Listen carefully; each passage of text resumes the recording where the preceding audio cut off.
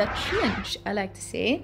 Here we have some Dutch cheese on bread, because we love bread in the Netherlands and we have really good bread. For many cities and countries around the world, isolation and quarantine protocols have been in place since January or February of this year in 2020. I touch base with a different person each week to see how they are coping at home.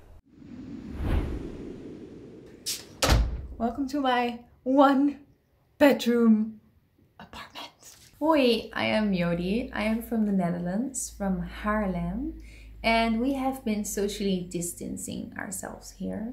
Basically means that you have to keep 1.5 meter distance from each other. You can only be outside with one other person unless it's family or you live with these people. Of course, you have to work from home if possible.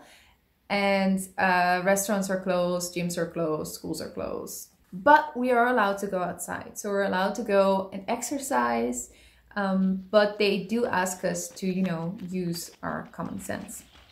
So how has it been in her hometown or country? Really, I cannot complain because the situation we have over here is much better, I think, than so many other countries where they are in quarantine. They're giving us some financial support, just enough to get through the months, but not enough to not make me want to find another job.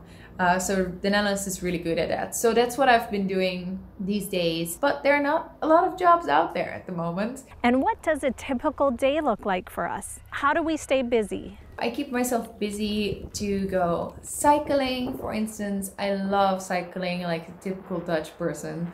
At least every other day I am on my bike and then I cycle through the city of Haarlem and it's just beautiful. Or I go cycling with my dad and we love to go cycling through the tulip fields. Sadly, they're gone right now, but next year, come and visit our tulip fields. They're really pretty.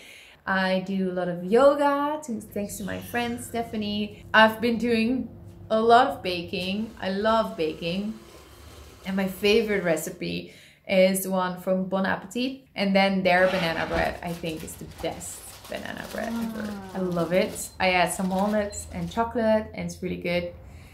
Oh, perfect. And I have a new addiction.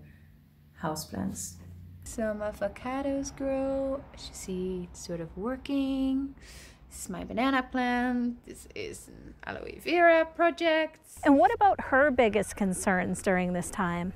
The health of my family and friends.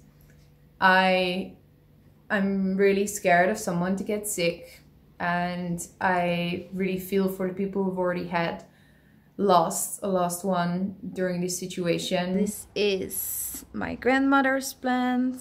I've had a friend who got sick. Luckily, she's gone out of it. She's totally fine. What message does she want to send out to the rest of the world and our communities? We're going through this right now. It's really hard, but people have gone through way worse stuff than that. Like my great-grandmother. She's gone through both of the big wars, and I have to be at home for 2 months. So, I can do that. It is interesting how everyone's lives are very similar and uniquely different at the same time. Some countries will be slowly easing off on the stay-at-home protocols. We will see how things go in the weeks and months to come. In Surrey, I'm Leah Bolton.